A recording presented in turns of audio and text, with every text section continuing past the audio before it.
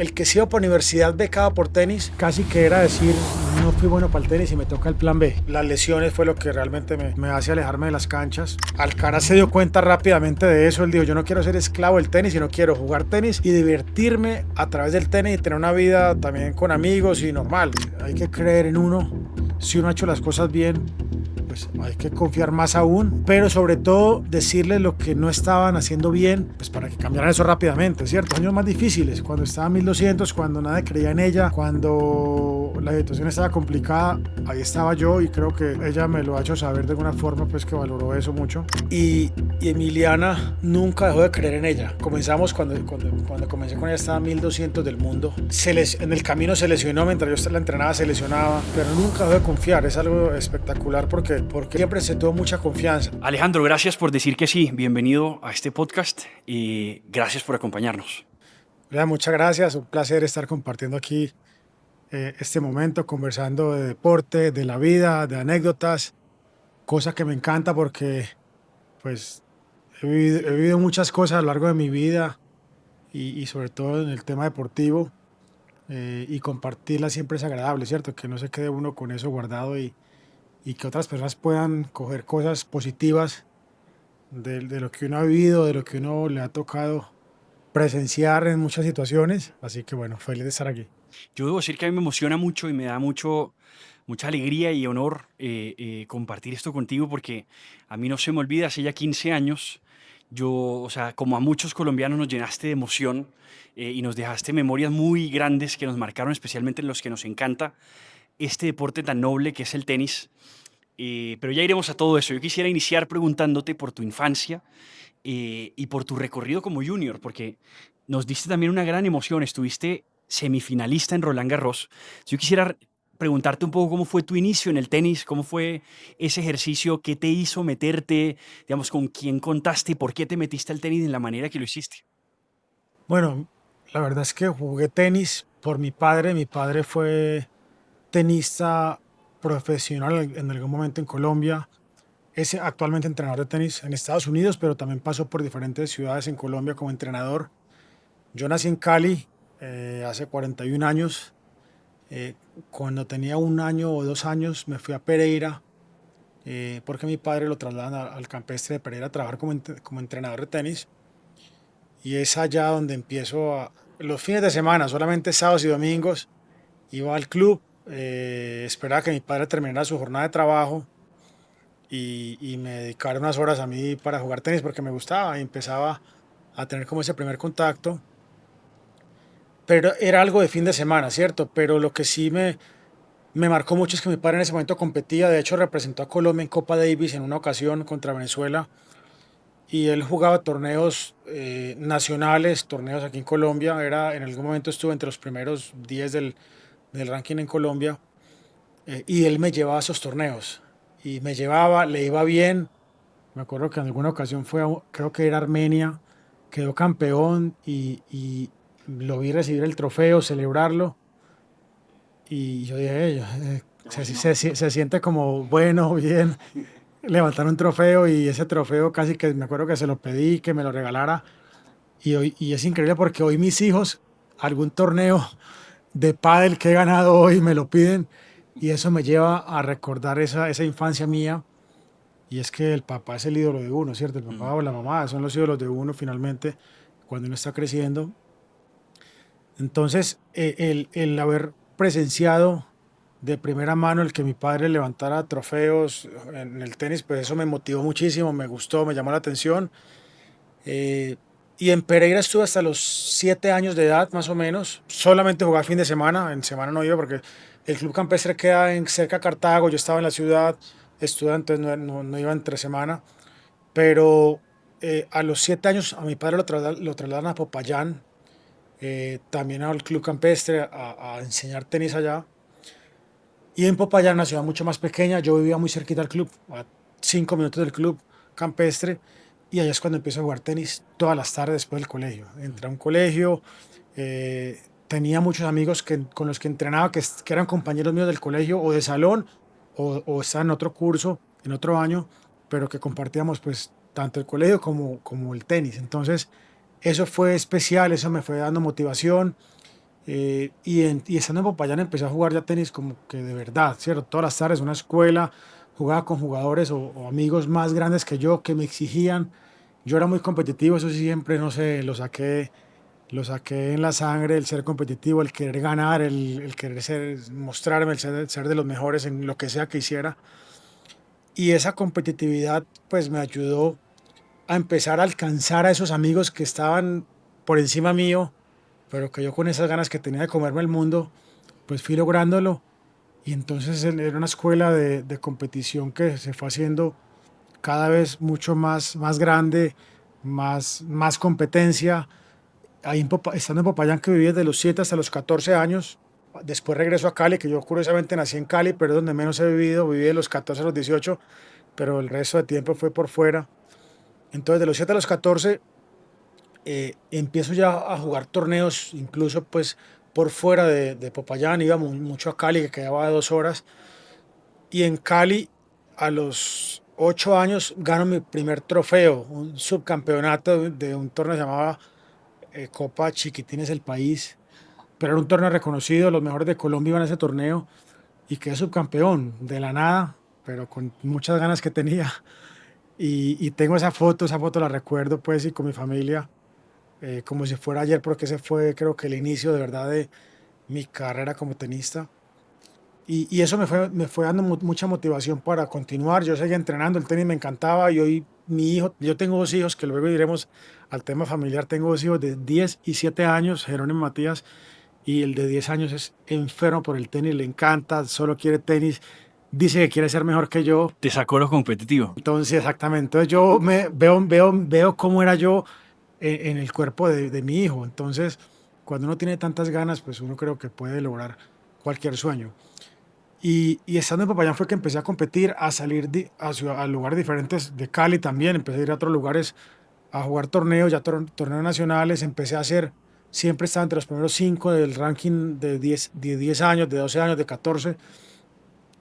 Y bueno, creo que también cuando hay buenos resultados, pues motiva mucho más, pero creo que el gusto por el tenis y la pasión que tenía eran tan grandes que nada se interponía en mi camino.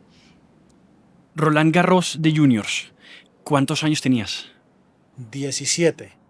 Uno como juvenil oficialmente está 2 años. El año que uno cumple 17 y el año que uno cumple 18. El primer año como juvenil estuve en el top 10, alcancé a estar 10 del mundo. Fue el año que estaba Andy Roddick, Joakim Johansson, que fue también un sueco que estuvo entre los 10 del mundo. Pero bueno, para llegar ahí pasé de los 14, que fui a Cali, que entré al equipo Colsanitas, que ya entrenábamos junto a Cabal, Farah y otros amigos míos y grandes jugadores del país, hasta que me fui a Bogotá a los 18. Pero durante esos años, pues pasaron muchas cosas. Mis padres se fueron a Estados Unidos a vivir a los 15 años. Cuando yo tenía 15 años, me quedé solo en Cali. Era o me iba a Estados Unidos o me quedaba en Colombia, aprovechando que estaba en el equipo Colsanitas, que era una empresa que apoyaba el tenis hasta el día de hoy y que creo que el tenis colombiano, la historia del tenis colombiano sin Colsanitas no existiría porque todos fuimos apoyados por esa empresa que, Giraldo, Alejandro González, Fabio Zuluaga. Creo que el tenis colombiano le debe gran parte o casi todo a Colsanitas. Y cuando entro al equipo a los 14 años, pues ya tengo un grupo de entrenamiento diferente, tengo unos entrenadores diferentes. El apoyo económico pues era imprescindible en ese momento porque pues sin apoyo económico era difícil viajar por fuera de Colombia, ir a los torneos que uno tenía que competir. Y bueno, digamos que yo no viajé mucho por fuera de Colombia hasta los 16 más o menos, siempre era torneos de acá nacionales, algún suramericano representando el país, pero en esa representación del país pues me iba bien, me hacía matar, mostraba quién era yo, ya estaba en el radar de mucha gente, pero cuando me voy a Bogotá, realmente es cuando mi carrera empieza a tomar un rumbo diferente, es cuando pasa todo lo juvenil que te contaba, que estaba 10 del mundo en el primer año, y en mi segundo año de juvenil fue cuando estuve 4 del mundo. Llego a semi Roland Garros, gané el dobles con Carlos Salamanca en Roland Garros, quedamos campeones. 2 semanas antes gané el trofeo Bonfilio, que era un torneo en Milán, que es de los más importantes a nivel juvenil, y estaban los mejores jugadores en ese momento. quedo campeón, entonces como que ya venía mostrando que podía ser un buen tenista. En ese momento el tema universitario, que hoy en día es muy importante, tiene mucha relevancia, era una decisión difícil. El que se iba por universidad becado por tenis, casi que era decir, no fui bueno para el tenis y me toca el plan B. ¿Entiendes? Pero en ese momento lo ¿La que pasaba es economía que más tenis o la beca era para estudiar? estudiar o jugártela, pero jugártela era complicado porque si te la jugabas y no te salía bien, pues no estudiabas y casi que uno que se quedaba sin salidas Ok. en un futuro. Robert Farah fue a la universidad y le fue súper bien, hizo una cosa espectacular, pues el estudiar, tener un título y después salir y jugar, que en ese momento era poco probable que alguien pudiera lograrlo. Yo me la jugué porque me había ido bien en juvenil y en ese momento un tenista se retiraba a los 30 años. La carrera era de los 19, 20 hasta que uno lograba ser profesional, hasta los 30 que uno se retiraba por viejo, digamos así. Pero hoy en día hasta los 36, 38 años, entonces es muy diferente. Entonces, hoy en día la gente sí va a la universidad, madura ya, entrena ya y pasa esos años difíciles que son para mí los más complicados en el tenis, que son de los 18 a los 22, cuando uno tiene que ir a torneos complicados, donde las condiciones no son tan buenas, canchas regulares, a aprender, básicamente, a aprender y a madurar, a guerreársela. Entonces, muchos jugadores usan la etapa de universidad como una transición para pues esos 4 años que son complicados, pasarlos en la universidad, estando bien, cómodo, entrenando bien, compitiendo. Así que eso ha cambiado mucho, pero en ese momento yo me la jugué, mi madre quería que estudiara, obviamente, ella veía que el tenis era una apuesta difícil, mi papá obviamente por ser entrenador y el que me enseñó, él sí sabía, pues entendía un poquito más y decía, bueno, vamos a jugárnosla. Y sobre todo me la jugué por el apoyo de Colsanita, ¿cierto? Sin ese apoyo creo que hubiera tomado la decisión de ir a estudiar porque el tenista, un año un tenista te vale, no sé, te vale $120,000. El poder viajar con un entrenador para todos los lugares, todo es en dólares, entonces es complicado. Y todo eso se los cubría Colsanitas. O sea, el apoyo era de ellos. El apoyo era 100% y la verdad es que fuimos unos afortunados porque la verdad es que Colonitas era un referente a nivel mundial porque la gente no entendía cómo una empresa nos pagaba todo. Y bueno, creo que el haber tenido en su momento 3 jugadores top 100, Giraldo, Alejandro González y yo, de los cuales 2 éramos top 50, Giraldo y yo éramos top 50. Pues quién se imaginaba que un país como Colombia, con poca cultura tenística comparado con otros países, pues pudiera tener 3 jugadores en un Grand Slam al mismo tiempo. Entonces eso fue la verdad un momento increíble, lo disfruté mucho. eh, y bueno, de ahí para allá la carrera mía continuó, me la jugué, continuó, me fue bien, momentos difíciles, momentos complicados, lesiones, lejos de la familia, pasó de todo, pero bueno, me la gocé. Hoy no me arrepiento, creo que de nada. La verdad es que las experiencias fueron espectaculares. Muchos partidos que perdí me di muy duro y creo que parte de los aprendizajes que tuve en estos años es que la vida siguió. La vida siguió. Hoy en día estoy por fuera, en otra faceta, dentro del deporte, pero creo que uno a veces se da muy duro por situaciones y todo pasa, de todo se aprende y bueno, son experiencias. Háblame de lo que es la vida de un tenista en tour todo el año. O sea, ¿cómo es esa vida? Porque yo creo que están en todas partes del mundo, la intensidad que tienen que tener, salen de un torneo, entras a otro. Es decir, yo creo que eso no se ve en casi ningún deporte, el nivel de intensidad. Y además, hay cosas que un poco la gente no entiende. En el fútbol te lesionaste y pues te vas a la banca y el equipo sigue. En ti la En tenis lesión, es uno, en uno, tenis uno y ya, y si uno no eres está al tú. 100%, uno es el que tiene que asumir la responsabilidad del riesgo. El tenis es uno de los deportes más complicados porque se viaja demasiado, uno juega 30 torneos al año, más la semana de entrenamiento que uno está o en casa, pero hay jugadores que están por fuera de su casa también en la semana de entrenamiento, entonces se vuelve un tema que es todo el año por fuera de su casa, sin la familia, sin amigos, uno se pierde, bueno, como cualquier deportista de alto rendimiento, se pierde la época de la adolescencia donde uno quiere tener novias, tener amigas, rumbear, todo esto, y eso pues no se puede, no es compatible con una carrera de alto rendimiento. Lo más complicado del deporte o del tenis puntualmente es que cada semana se pierde. Uno juega 30 torneos y si uno no queda campeón, toda la semana se pierde y a los 2 o 3 días hay que reponerse mentalmente, prepararse y volver a competir. Y a lo mejor volver a perder en primera ronda. Y creo que es eso sumado a que el año es muy largo, ¿cierto? Se van 30 semanas, pero el calendario del tenista arranca el 1 de enero. Incluso hay años que coinciden que el primer torneo comenzó el 29 de diciembre porque ese día fue lunes. Entonces el año arranca muy pronto y termina finalizando en noviembre. Entonces es una actividad completa todo el año, casi que te consume porque todas las semanas hay torneos en los que puedes puntuar para un ranking que es importante. Entonces uno a veces, y me pasaba a mí, yo decía, pero si entré a ese torneo voy a ganarme $10,000 por primera ronda, por ir a jugar primera ronda, y estoy cansado o lesionado, ¿cómo no voy a ir? Y uno terminaba cayendo en la tentación y muchas veces me equivoqué porque uno decía, pues ¿cómo va a dejar pasar eso? Te reventaba. Después aprendí que uno debería estar al 100% de condiciones para ir a jugar. O sea, ir a jugar ante jugadores top en el mundo es difícil estando al 100%. Ahora, si uno no está al 100%, a veces, pues obviamente mucho más complicado. Y eso lo aprendí muy al final de mi carrera, que uno debía dejar pasar semanas en las que uno ganaba algo de plata o unos puntos también por estar bien y al 100%. Entonces, no, el tema de una carrera deportiva de alto rendimiento también tiene su arte de escoger y estrategia, de escoger qué torneos, qué semanas, con quién entreno, dónde entreno, porque de todo eso depende cómo fluye el proceso.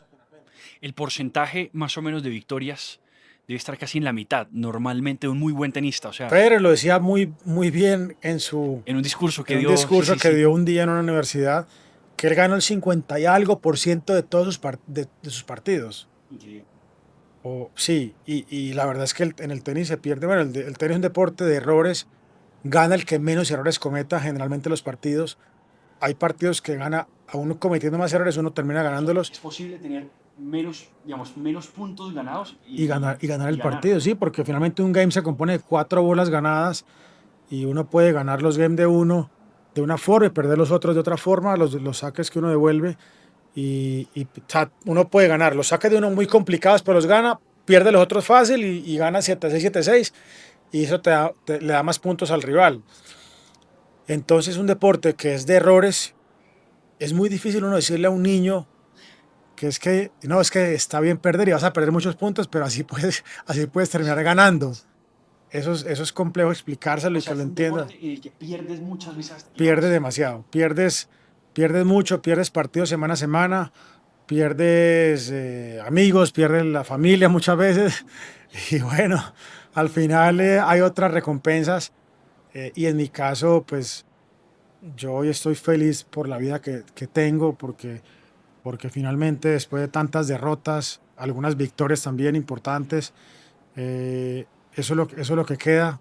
El que mis hijos puedan ver esos partidos, los highlights de partidos contra Federer, a los top 10 que le gané, repetir, pues, a sentarme en un sofá a ver esos partidos con ellos, para mí no tiene precio, y eso me da mucho orgullo.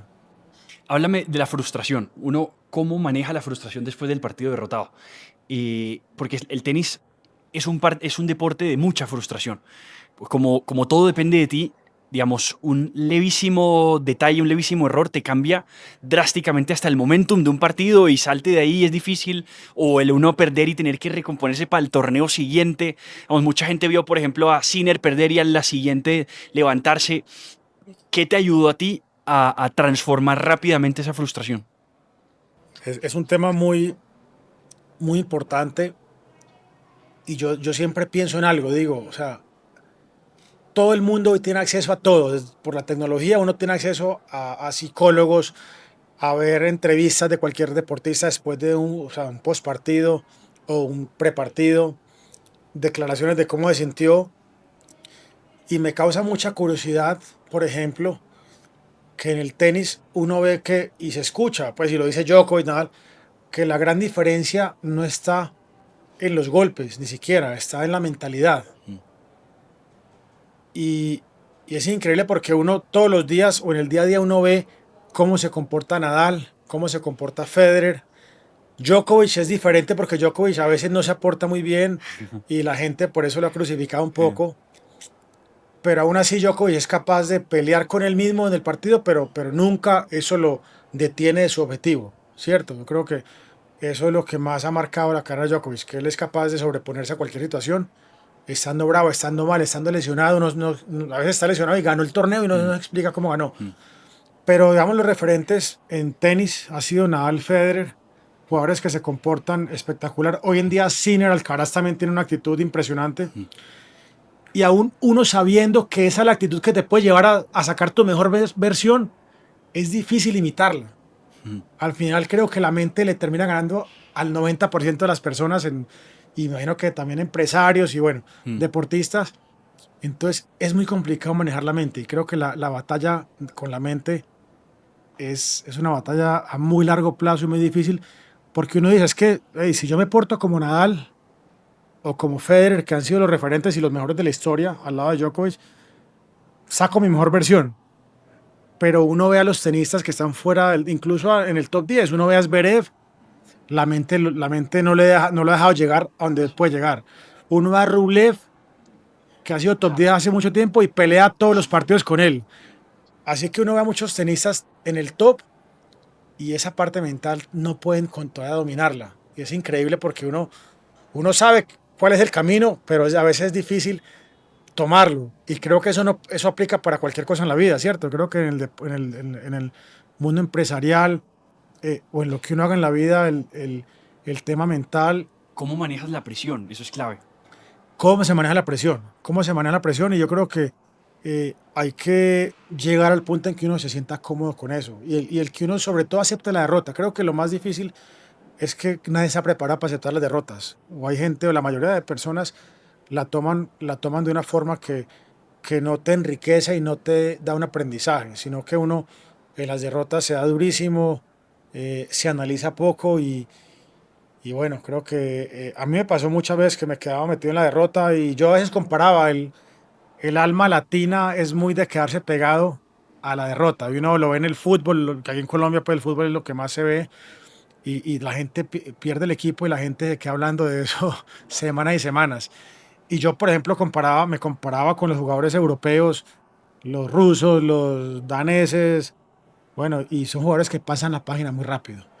Y finalmente hay que pasar la página. En la vida uno tiene derrotas diariamente en cualquier aspecto y el pasar la página, aprender, entender qué pasó para mejorar. Obviamente uno no tiene que pasarle ya, no, hay que analizar qué pasó y después sí hacer una pasada de página y poner en práctica lo que uno debe mejorar para llegar a los objetivos. Pero esa es la parte complicada y el latino es muy dado a que uno se queda muy pegado a las derrotas. Se podría decir que uno necesita muchas derrotas para acostumbrarse y que ya no le tenga tanto miedo a eso, como para pasarla rápido. Un poco el tenis te obliga a eso. O sea, el tenis tanto te obliga que es natural que vas a ser derrotado, que ya eso te va como alivianando como el golpe emocional, el uno quedarse ahí pensándola mucho. Sí, yo creo que eso sería ideal, uno estar un poquito más consciente que el tenis como tal ya es un deporte muy complicado desde lo mental porque hay que estar por fuera de casa muchas semanas. Además que para un colombiano o un suramericano comparado con un europeo tiene una desventaja muy grande y es el tema de los desplazamientos. El tenis se juega en Europa un 70% y el resto por fuera. Entonces un europeo juega un torneo y vuelve a su casa, en una hora está en su casa, con su familia, con sus amigos, como si nada. Uno como colombiano o suramericano, pues uno va a un torneo, pierde y tiene que darse esa semana en un lugar que para uno es extraño, Solo. solo, exactamente, solo, entrenando, recuperándose mentalmente. Uno como europeo va a su casa y la mamá le da un beso y un abrazo y uno ya a veces se reconforta con eso y arranca de cero, pero para otras personas es más difícil, entonces también lo hace más complicado. Ahora, el latino obviamente tiene esa garra, esas ganas, a veces esa hambre que también ayuda por otro aspecto. Sí, yo creo que en la vida no hay nada perfecto, ¿cierto? Cada uno tiene circunstancias diferentes y uno tiene que adaptarse a eso rápidamente. Y el mundo finalmente, si uno quiere sobresalir, hay que pensar diferente, ¿cierto? El mundo está hecho para todo el mundo, pero el que quiere, ¿verdad? Ser bueno en algo y ser de los mejores en algo, pues hay que hacer cosas diferentes. En el 2010 nos hiciste pegarnos del techo a todos en un partidazo, que es yo creo que uno de los mejores partidos fácilmente en la historia, uno de los clásicos de la historia de Wimbledon, que fue ese partidazo con Roger Federer. Partido a 5 sets, un partido, pero, o sea, a reventarse. Cuéntanos un poco de eso, ¿cómo fue tu preparación? ¿Cómo es jugar con Roger Federer? No jugaste solamente ahí, sé que jugaste otra final también en Halle, me parece, sí, en Alemania. ¿Cómo es jugar con Roger Federer en Wimbledon? Creo que es Center Court que están, o sea, todo lo que está pasando ahí y además el partidazo que te echaste, Alejandro. Así es. Contra Federer jugué en 8 ocasiones. La primera fue en 2004, mi primer Wimbledon. 2004 fue el año donde empecé de verdad a jugar torneos ATP ya con rivales fuertes. Jugué mi primer Roland Garros, pasé la clasificación. Yo estaba en ese momento 100 de algo del mundo. En los Grand Slams solamente entran al cuadro principal los primeros 100. Pasé la clasificación, gané un partido en Roland Garros y perdí contra Nalbandian, que en ese momento llegó a semifinal, perdió con Federer. Le gané un set, jugué 4 sets contra él. Eso me indicaba que de verdad tenía nivel para competirle a los jugadores buenos. Al mes, Roland Garros es junio, mayo, final de mayo, y primera semana de junio, y final de junio es Wimbledon. Voy a la clasificación, la paso. También era curioso porque mi juego se adaptaba muy bien a la grama, al césped.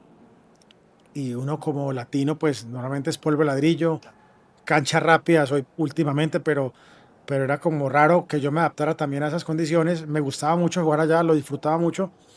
Paso la clasificación de Wimbledon, gano primera ronda y me toca contra Federer, que era uno del mundo, cancha central. Bueno, yo venía jugando mi mejor tenis, la verdad, mi mejor tenis con una confianza impresionante. Y creo que ese Wimbledon hace un cambio en mi mentalidad. Porque Federer me mete 6-1, 6-2, 6-0, el partido más corto de la historia de un Grand Slam. 55 minutos. Yo salí súper frustrado porque no pude sacar mi juego. Me ganó los nervios, me ganó la ansiedad.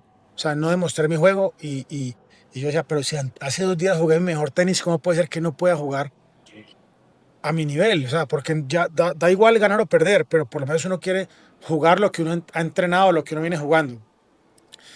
Y ese fue un aprendizaje espectacular porque ahí ya digo, bueno, mi trabajo ahora no es mejorar mi derecho a mis redes, mi trabajo es cómo hago desde lo mental para poder sacar mi nivel en los partidos que yo me he soñado. Yo me soñaba estar en una central jugando contra los mejores, pero no perdiendo de esa manera. Y esa fue la primera experiencia en un estadio, en una cancha central, la verdad. Primera vez que jugaba en un estadio central lleno de gente. El jugar contra Federer, que me preguntabas ahora, uno camina del locker room o el vestier hacia la cancha central de Wimbledon por un túnel. Y bueno, vamos juntos, Federer, yo estaba adelante y Federer atrás, vamos caminando. En ese lo que, o sea, te saluda, es querido. Federer, muy querido, hoy tengo una muy buena relación con él. Justamente ahora que estuve en Wimbledon con Robert y Cabal, que ellos fueron a jugar el Legends, el torneo de invitación, y coincidimos en que un día mi hijo y el hijo de Federer jugaron un partido de tenis este año. Y estábamos Roger y yo hablando al lado, pues viéndolos jugar, y hablando de los partidos que jugamos y cuántas veces habíamos jugado y los marcadores. Eso fue espectacular. Bueno, entonces Federer, muy querido, gran persona, todo el mundo lo quiere. Estamos cuando vamos por el túnel caminando y estamos en la puerta de ingreso al estadio, allá a la cancha. Me llaman a mí primero, siempre me llaman, pues llaman al que no es, al menos bueno para que entre. Yo entro a la cancha, veo el estadio lleno, un tema abrumador, pues espectacular, una experiencia. Pero cuando dicen Roger Federer, el estadio se cae, y literalmente empieza a temblar, todo el mundo se para, salta. Y en ese momento él era el que dominaba el tenis, era el uno del mundo, pero dominando el circuito. Y creo que parte de el tema mental comienza ahí, ¿cierto? Como que ya entro derrotado por todo lo que pasa. Primera vez que me pasaba y no sabía nada más a eso, pero aprendí muchísimo. Después lo enfrenté en Roland Garros y curiosamente todos los partidos con él fueron en Grand Slam, que fue Roland Garros 3 o 4 veces, Wimbledon otras 3, Wimbledon 2, más Juegos Olímpicos que también fueron allá en Londres 2012 en la cancha central de Wimbledon.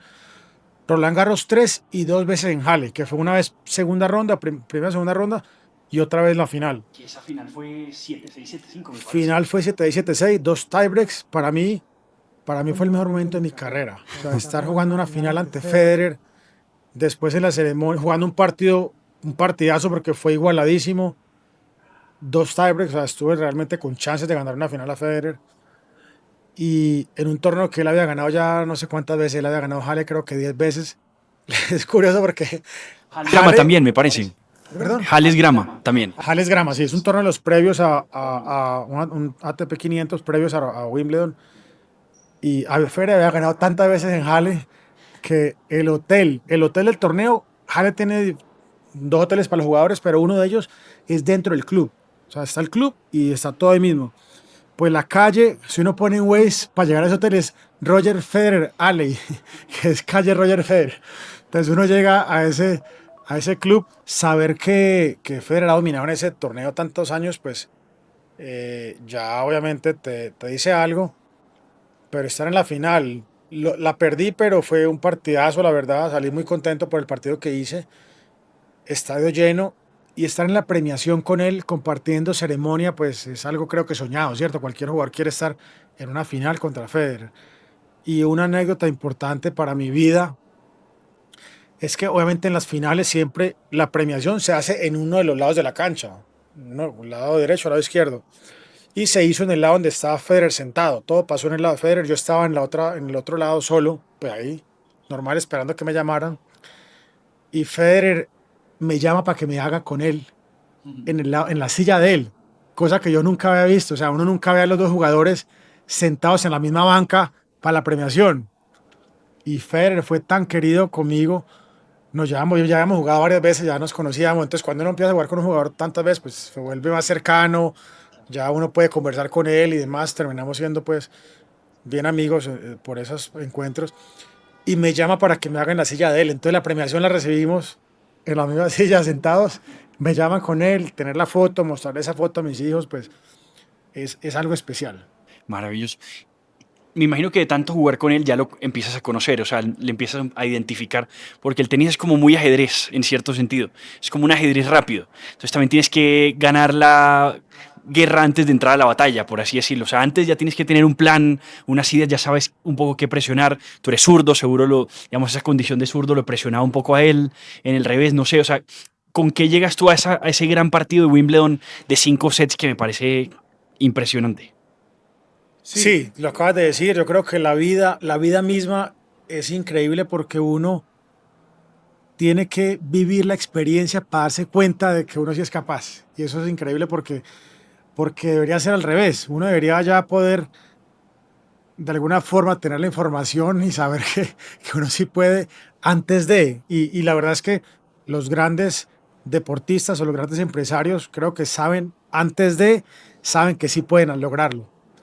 Yo me di cuenta de las malas, perdiendo varias veces después de esa paliza que me mete en 2004. Me di cuenta pues con jugar con él le pierde uno el respeto. Yo no dije, "Ay, pero él entrena igual que yo, es humano, de carne y hueso, pues yo, ¿qué hay de diferente? Vamos a intentar ganarle a Federer".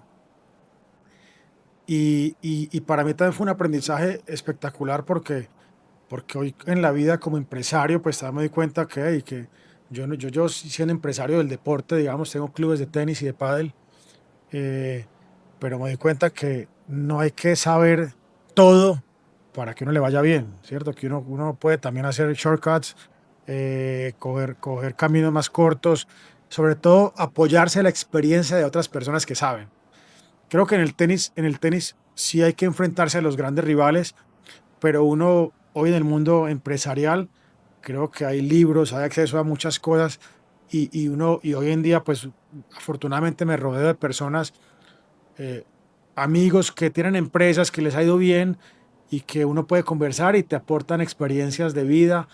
Yo hoy en día me diría que soy una persona más comercial, soy amigo de todo el mundo, me llevo bien con todo el mundo y eso me da acceso también por haber tenido una buena carrera, pues a empresarios, a directores de mercadeo, a gente importante en el país y es como cómo puedo lograr que esas personas confíen en mí, en lo que yo estoy haciendo hoy.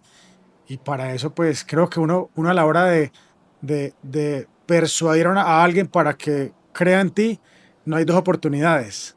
Uno para decirle a la empresa, patrocíname el torneo o patrocíname el evento o mi club, es una oportunidad. Uno tiene una presentación para hacer y si no lo lograste ahí, difícil que salga.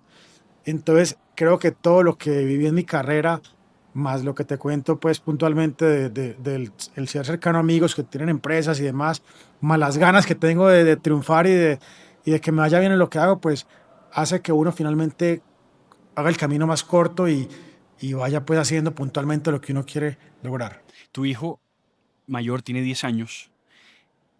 ¿Cómo lo entrenas para lidiar con todo esto? Es decir, es competitivo igual que tú, tiene, digamos, esa hambre de comerse el mundo. em, ¿Cómo lo guías para lidiar con la presión, con la frustración, con el no tenerle miedo a los más grandes, como todo esto? No es fácil porque es una persona muy competitiva que tiene en su mente que quiere ser mejor que yo a como dé lugar. eh, y él todavía está muy arraigado a sus pensamientos. Entonces creo que yo no lo entreno, de hecho, cada que lo entreno peleamos, porque es un niño y cree que sabe todo y es terco, y esa terquedad seguramente lo va a llevar a lograr cosas increíbles en la vida. Pero voy poco a poco, estoy esperando que sea un poquito más maduro, creo que en un par de años él va a poder también entender lo que yo hice en el tenis y poder saber que lo que yo le cuente, pues le va a servir. Hoy en día yo le cuento algo y él dice, no, no, pero es que eso no es así, también puede ser por este lado.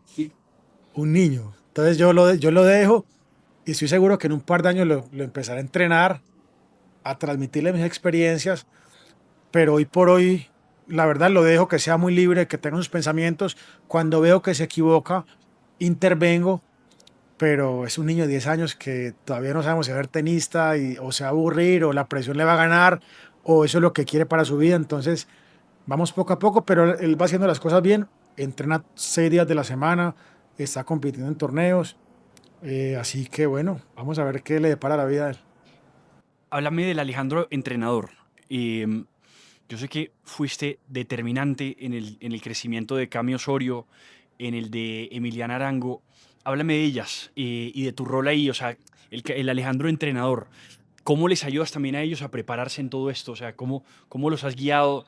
Además, en las frustraciones que a algunas les ha tocado, el caso de Emiliana es interesantísimo, que ahorita además está, es la colombiana con mejor ranking, creo que está de 53.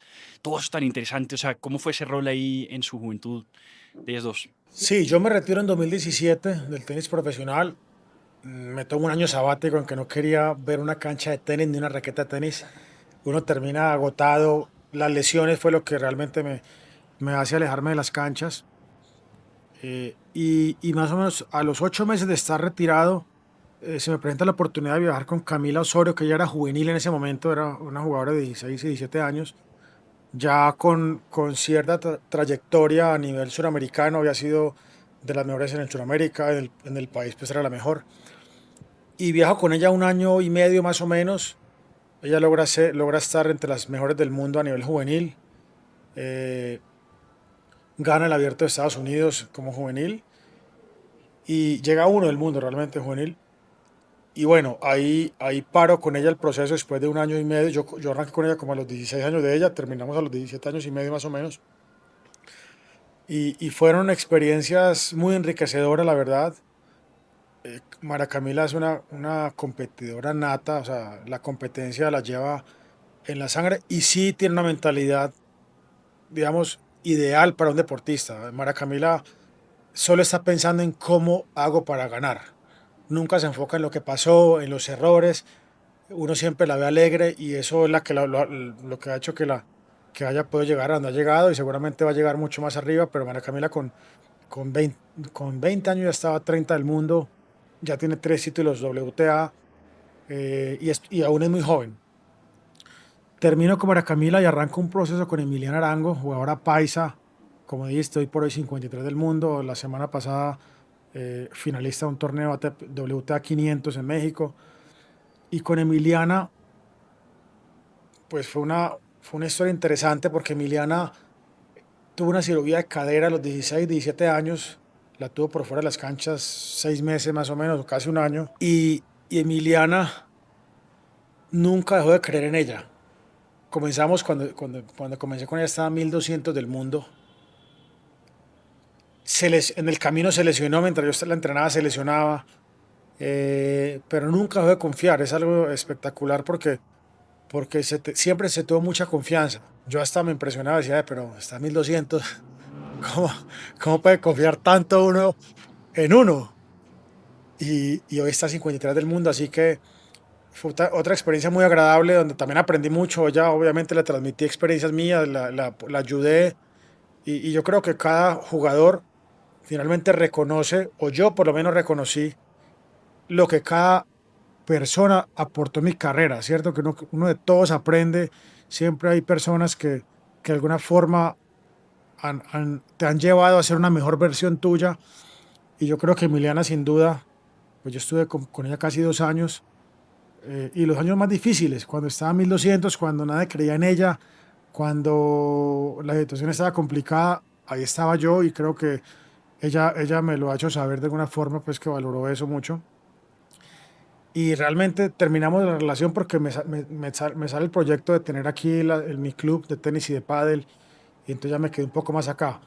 Pero hoy en día Emiliana sigo en contacto, me llevo súper bien con su mamá y me alegra mucho pues todo lo que está pasando. Pero básicamente eh, lo que hablaba con Mara Camila, lo que hablaba con Emiliana, es lo que he contado un poquito. Creo que hay que creer en uno. Si uno ha hecho las cosas bien, pues hay que confiar más aún, pero sobre todo decirle lo que no estaban haciendo bien, pues para que cambiaran eso rápidamente, ¿cierto? Finalmente, creo que el ser humano aprende de los errores, pero si uno tiene una persona que te dice, hey, esos errores ya los cometí yo y no funcionan, ¿para qué los vas a seguir haciendo? Pues se hace un camino mucho más corto y un poco más agradable a la larga. Hablando de también el tenis de hoy, a mí hay un tema que me llama mucho la atención, el gran ejemplo que le están dando estos dos jóvenes a las nuevas generaciones y al resto de tenistas, el caso de Sinner y Alcaraz. Quiero preguntar cómo ves eso, o sea, me parece hasta, digamos, los gestos de fair play que a veces no se veían siempre. Djokovic era un poco más agresivo, uno a veces tiene hasta unos ejemplos a veces de personas que, algunos tenistas a los que no quieren mucho porque tienen sus gestos, sus cosas de romper raquetas, de el Medvedev gritándole al umpire, no sé qué. Uno ve estos dos jóvenes y son de conceder el punto, o sea, no, sí estaba en la línea, o sea, esos gestos de ellos dos, además del tenis, que es superior. ¿Cómo estás viendo a Alcaraz y a Sinner? Yo creo que son dos referentes del tenis espectaculares y creo que nadie hubiese pensado que iba a ser el relevo de Federer, Djokovic y Nadal, y tan rápido y de qué forma. O sea, Alcaraz tiene 6 Grand Slams, Sinner 5 con 22 años o 23 años. O sea, bueno, Alcaraz tiene menos. Es impresionante y vuelvo y reitero lo que al principio hablamos, que es la actitud y la mentalidad. Uno nunca ve a un Alcaraz o a un Sinner bravos. Siempre están alegres, buscando soluciones cuando no se encuentran cómodos, pero nunca con una actitud diferente a quiero ser la mejor versión mía. Y ahí es donde voy, donde digo, oye, si uno los ve día tras día, debería ser más fácil uno poder imitarlos y hacer lo que hacen ellos, pero la mente humana es muy complicada, muy compleja y a la mayoría de personas las vence de alguna forma. Creo que eso es increíble, pero Alcaraz y Sinner, pues creo que son dos jugadores que van a romper récords. Incluso Nadal hace pocos días mencionaba que él cree que Alcaraz va a ganar más títulos de Grand Slam que Djokovic. Y tiene 6 ya. Yo creo que es posible, no es fácil. Ahora, también es curioso la forma en que Alcaraz se toma su carrera, ¿cierto? Ya sabemos que a él le gusta después de un torneo irse de fiesta 3 días, desconectar, estar con sus amigos, que es lo anormal, porque lo normal es uno después de un torneo seguir concentrado, enfocado, entrenar, pero creo que a la larga también es muy desgastante, ¿cierto? El solo pensar en tenis y tenis y tenis y más tenis. ¿Crees que eso le juega a favor o en contra? Habrá que ver. Habrá que ver. Es muy joven, pero hasta ahora le da resultado. La verdad es que su entrenador Juan Carlos Ferrero, que fue uno del mundo, ganó Roland Garros, lo enfrenté también, me ganó una vez en el Master 1000 de Madrid y me llevo muy bien con él. Y en algún momento creo que Juan Carlos dio declaraciones de que eso no era lo correcto, que si uno quería superar a Nadal y a Djokovic y a Federer, debía solo pensar en tenis y más tenis y más tenis. Y Alcaraz, pues, se ha demostrado él y le ha demostrado a la gente que no todo es tenis y que también hay que refrescar la mente, porque lo que decía es un deporte que te exige demasiado, que desgasta mucho desde lo mental. Alcaraz se dio cuenta rápidamente de eso. Él dijo, yo no quiero ser esclavo del tenis, sino quiero jugar tenis y divertirme a través del tenis y tener una vida también con amigos y normal. Es tan talentoso que se puede dar ese lujo, pero también es tan talentoso desde lo mental. Yo creo que si Alcaraz no tiene la mentalidad que tiene, es imposible hacerlo de la forma en que lo hace, ¿cierto? Mm. Y es impresionante cómo le ayuda a lo mental que se divierte jugando tenis. Claro. Es que uno lo ve siempre con una alegría. Así no se sienta cómodo, él trata de disfrutar y de dar su 100% ese día. Obviamente tiene tanto tenis y es tan talentoso, pues que esas dos cosas se compaginan y saca lo mejor de él.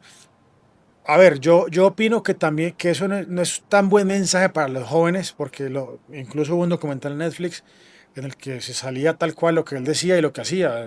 Me voy de fiesta a Ibiza después de un torneo, incluso cuando estuvo mal, una época que estuvo mal, dijo, voy para Ibiza de fiesta y fue y ganó Indian Wells. Y ahí como que comenzó otro momento importante para él donde cogió impulso y a partir de ahí no paró más.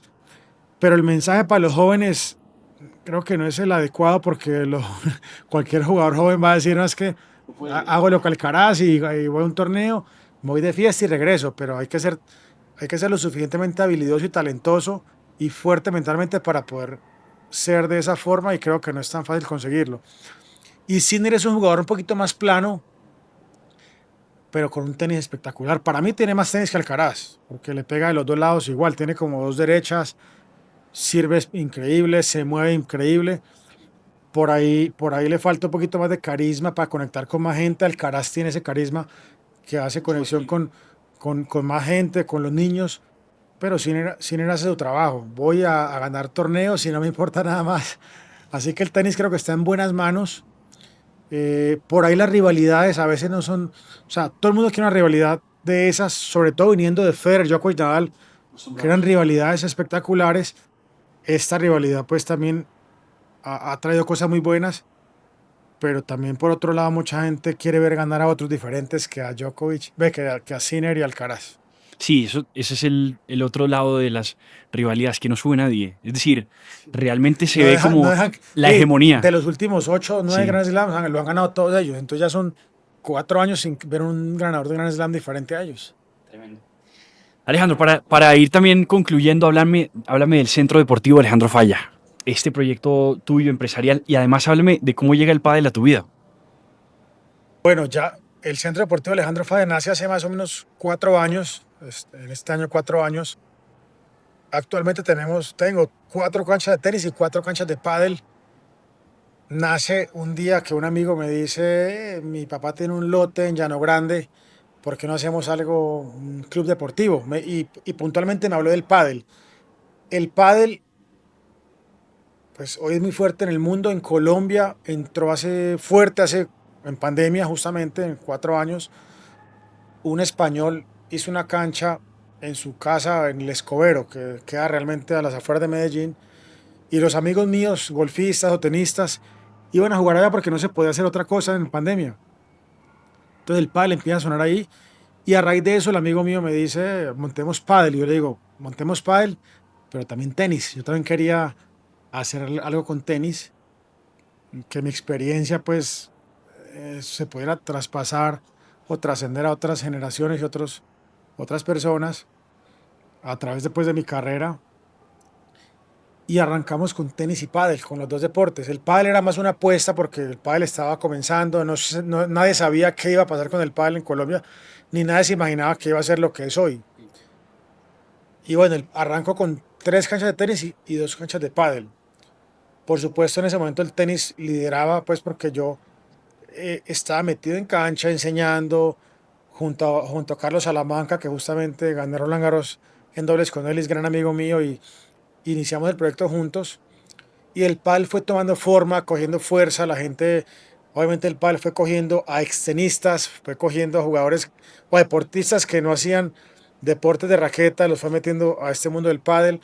Personas que no hacían absolutamente nada de deporte terminaron jugando pádel, porque es un deporte que es fácil de aprender, que no se requiere demasiada técnica al principio, que con una clase ya se puede jugar algún torneo.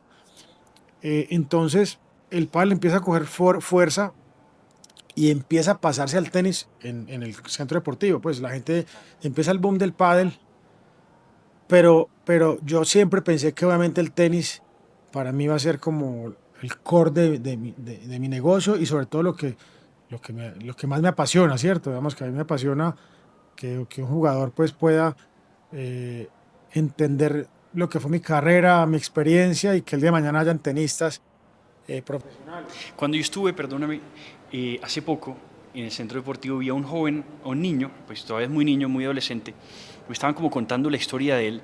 Yo no lo entendí muy bien, creo. Samuel. Sí, sí, contame esa historia, me pareció Sí, extraordinaria. hacemos una pausa y retomamos ahorita, pero sí.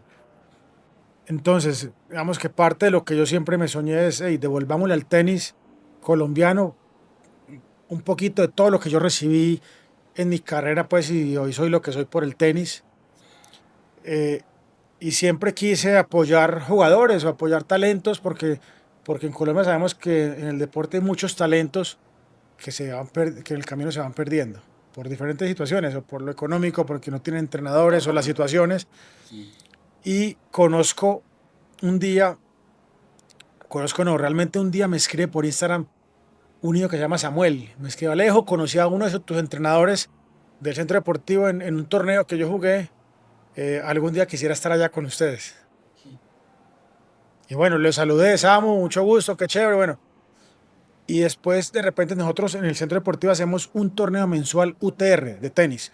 UTR es un sistema que es como de rating. Entonces, eh, el rating arranca pues de dos puntos hasta 16, 17, 18. Y eso lo que permite es que un niño pueda jugar con un adulto, porque finalmente no es la edad, sino el nivel. El rating te mide es el nivel de tu juego. Y está muy de moda. Las universidades en Estados Unidos contratan a los jugadores para estudiar, los becados, es por ese ranking UTR. Entonces hacemos un torneo mensual y un día Samuel fue a jugar el torneo hace más o menos 8 meses y lo conozco, lo saludo. Samuel fue con una familia que lo llevó, lo acompaña, que le ha ayudado, que también la hija de esa familia jugaba el torneo y mi hijo Jerónimo le ganó a la niña y después jugó la final con Samuel. Y en Samuel vi un talento espectacular, vi una alegría como la de Alcaraz, a un niño súper alegre que se reía todo el tiempo, perdió el partido pero salió feliz. Y es un niño de Don Matías. Don Matías es, bueno, para los que no saben, es, es, es un municipio, bueno, una localidad aquí a 1 hora y media de Medellín. Y Samuel me empezó a contar su historia. No, yo vivo en Don Matías, que yo no sé cómo juega tenis en Don Matías porque es un lugar donde no, realmente no hay tenis, no hay tenis. Hay placas polideportivas, muros y ahí es que aprenden a jugar.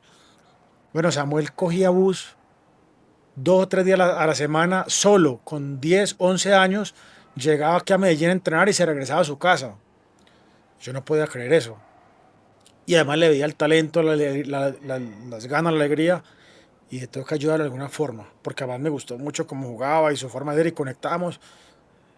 Así que desde ese día dije, este niño le va a ayudar. Y hoy en día Samuel está en Llano Grande, vivió en mi casa 6 meses hasta que su familia pudo irse para Llano Grande. Hoy en día está con su familia, pero entonces está estudiando en un muy buen colegio, entrena con nosotros, compite pues por el centro deportivo, así que es una cosa espectacular, una alegría inmensa poder apoyar el talento colombiano y sobre todo pues talentos que quieren ser alguien diferente en la vida. Entonces retomamos nuevamente con el centro deportivo, el pádel empezó a tener un boom espectacular, eh, a hacer más canchas, más clubes, y hoy por hoy pues el pádel creo que en Colombia es ya muy reconocido Y yo nunca me alejé del tenis, nunca quise alejarme del tenis, y seguí trabajando para formar una escuela de tenis. Hoy en día tenemos 100 niños en escuela de tenis después del colegio, pues después de las 3 de la tarde. 100 niños en pádel, tenemos 50 niños de pádel. Siempre me he enfocado en las escuelas de formación, creo que ahí está el futuro de los deportes, ¿cierto? Finalmente, mucha gente ha montado pádel como un negocio puntual y ya, alquiler de canchas y clases. Yo lo he visto un poco diferente, pensando en que el pádel sea un deporte que no se vuelva una moda y ya, o que pase como el fútbol 5 que todo el mundo hizo canchas de fútbol y la gente alquilaba, y el día que la moda se acabó, pues las canchas quebraron. Yo creo y confío en que si uno tiene una escuela de formación y el día de mañana hay padelistas profesionales que vengan desde la juventud, pues eso hace que el deporte en el tiempo pues perdure. Y bueno, tengo un equipo de trabajo muy bueno en el centro deportivo, tanto en tenis como en pádel, un grupo de entrenadores muy buenos en pádel. Me apoyé de los argentinos, que son los que más saben, junto a los españoles, que tienen mucha experiencia. Tengo dos entrenadores muy buenos. En tenis también tengo a Carlos Salamanca y otra serie de entrenadores. Entonces creo que en escuelas de formación pues somos fuertes, tanto en tenis como en pádel. Hoy en día tenemos 4 canchas de tenis y 4 de pádel. Hemos ido creciendo comparado a cómo comenzamos. Soy socio en algunos clubes de pádel del país, en Bogotá, en Pereira soy socio de Robert Farah en 2 clubes de pádel. Tengo una relación espectacular con Robert y Cabal, con Giraldo, bueno, con todos los extenistas, pero hoy por hoy con Robert y Cabal, que somos socios justamente en una gira que es el Coordinador a Padel Tour que se hace en Colombia, en 8 ciudades. Son 8 torneos en diferentes ciudades: Pereira, Bogotá, Medellín, Cali, Bucaramanga, Cartagena. Que está ahorita, me parece. Va a haber. Justamente en pocos días tendremos la sexta parada del año aquí en Medellín, y esto congrega a más de 250 parejas participando. Vienen de jugadores de diferentes lugares del país. La categoría abierta o la libre, vienen jugadores profesionales, que se dedican al pádel y que están por el mundo viajando y vienen a esos torneos a participar. Así que bueno, sí, metidísimo en el mundo del pádel, en tenis como capitán de la Copa Davis también, del equipo colombiano. Tengo mi centro deportivo con tenis y pádel, así que bueno, tenis y pádel hoy por hoy es lo que hago en el día a día. Me encanta lo que hago, me encanta poder vivir de una pasión. Yo el pádel, justamente hoy tuve clase de pádel, hice gimnasio una vez acabé el pádel. Creo que el deporte para mí lo es todo, y soy feliz de poder vivirlo de la forma en que lo vivo. Última pregunta. Si pudieras resumir tu legado como tenista, como entrenador y para el tenis colombiano, ¿cómo sería? Bueno, creo que de alguna forma he sido un referente en el tenis colombiano, eh, y eso me alegra mucho porque ante todo pronóstico pudimos, o yo pude abrir camino a una generación que fue la mejor generación del tenis colombiano, ¿cierto? Yo cuando arranqué a jugar tenis profesional, mi referente había sido Mauricio Haddad, que habían pasado 10 años en que yo no sabía mucho de él. Exactamente, entonces casi que fue difícil imaginarme cómo iba a ser el circuito profesional, cómo iba a ser llegar allá o cómo iba a ser para llegar allá. A diferencia de un Giraldo, de un Cabal Farah que vieron, Alejandro Falla pudo, yo también puedo, pues porque lo viví en el día, vivíamos juntos, convivíamos juntos. Entonces creo que es mucho más fácil cuando uno tiene a alguien al lado que lo logró. Y abriste camino tú. Entonces ese camino lo abrí yo, y yo soy consciente, pues en Colombia los que son tenistas también lo saben, y me agradecen de alguna forma esa parte. Entonces yo lo hice obviamente porque me tocaba, era mi carrera, yo no pensaba en abrir camino a nadie, sino era hacer las cosas bien y llegar a cumplir mis sueños y mis objetivos. Pero de alguna forma ese camino que abrí pues dio paso a que otros jugadores pudieran hacerlo de una forma más rápida y más acelerada, como te lo dije ahora, cuando uno sabe que alguien al lado y amigo lo pudo hacer hace poco tiempo. Entonces creo que el ser referente para mí fue importante, y es chévere porque hoy se me ha valorado eso. Pero creo que yo diría que los sueños se pueden cumplir. Yo tuve un sueño de cuando era niño, que no conté esa parte, en Pereira con 4 o 5 años de edad. Jugaba en la pared de mi casa, armaba una maleta, me ponía una muñequera, me ponía la bandana, prendía el televisor, un partido cualquiera de un torneo importante, y me inventaba mi torneo contra una pared. Entonces yo creo que finalmente eso se plasmó en años después en lo que pude lograr. Y creo que siempre tuve eso en mi cabeza y creo que de alguna forma sí tuve la mentalidad de Alcaraz, Nadal, Federer, y es yo quiero ser el mejor. Y obviamente en el camino uno va teniendo como esas trabas mentales que a todo el mundo le pasa y te va frenando un poco. Pero logré lo que logré porque tenía esas ganas que tuvo algún día Federer, Djokovic, Alcaraz, Nadal, Sinner, y eso es lo que lo lleva a uno a ser diferente. Pues los que crecimos con una raqueta en la mano, te damos las gracias, Alejandro. Muchas gracias. Señoras y señores, Alejandro Falla.